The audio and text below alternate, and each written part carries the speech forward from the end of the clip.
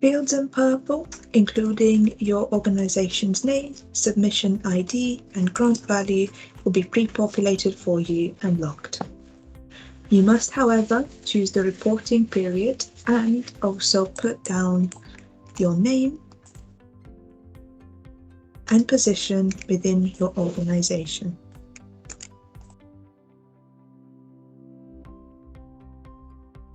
You need to tell us if the project's overall status is on track as per the most recent project program you've sent to your relationship manager. Fill in your current completion date, and if this differs from your original expected completion date as per your grant offer letter, add a comment to explain the reason behind the mismatch.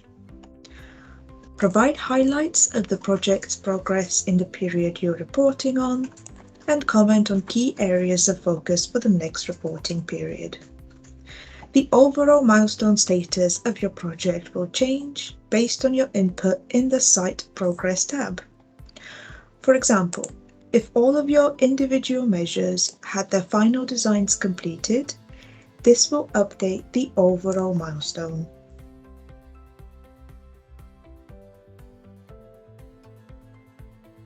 The Site Progress tab will also update the milestone completion percentage, and this is based on the value of that measure as a proportion of the total project costs.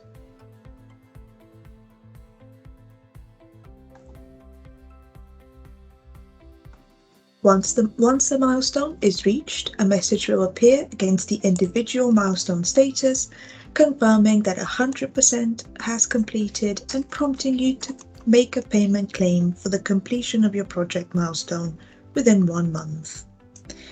You must provide the date when your milestone has completed. If the milestone is not yet complete, you must tell us when you expect it to complete. The costs associated with each milestone will automatically be updated once you've filled out your forecast tab. Should you wish to provide further comments regarding your milestone progress, you can do so in the comments section. Finally, please tell us how much you have spent in total for your project so far, including costs from alternative funding sources and the PSDS grant, even if this has not yet been claimed from us. Please indicate if there are any elements of the project that can no longer proceed and provide further details about these in the comments section. If you expect to submit a change request for a scope change due to changes in site, measures, or cost, please indicate this on the report and provide a date and commentary. Please note that you should not wait until you submit a report to inform us of the change, and you can report this to your relationship manager by contacting them. Further guidance on scope changes can be found both on the Guidance tab as well as our website. Salix has found that PSDS projects are often impacted by the 4 risks and issues listed in the table. If any of these are applicable to your project, please provide details about the mitigation measures you will implement to reduce the impact of each risk or issue. Should the risk not apply to you, if, for example, you do not need DNO approval, you can put down not applicable here and leave the risk level section blank. You can add up to 5 more risks to this section and indicate the level of risk based on the risk definitions provided. Please indicate when the risk level is likely to reduce to low, and should you want to report on more than 9 risks, you can submit a risk register alongside your report. You must submit a risk register with your first report and send us one if there are major changes to the risks your project is facing. Indicate whether there have been any changes in key personnel. This can include, but is not limited to, the main contact, the accountable officer, or the authorizing official.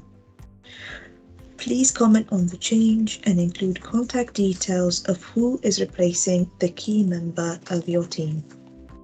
If you are able You are able to outline the key personnel in the next section in more detail. Include details about your project management team, governance process, senior involvement, and project boards.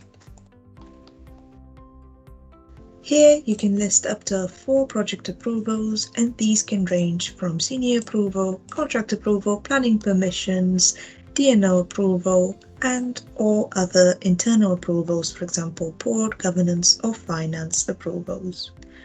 Please indicate when you expect to obtain the necessary approval, and if you have more than 4 approvals, please group these and provide commentary.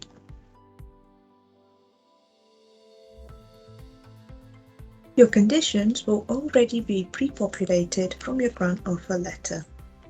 You must tell us when you expect to provide information about a specific condition and indicate if this has already been provided in the comments section.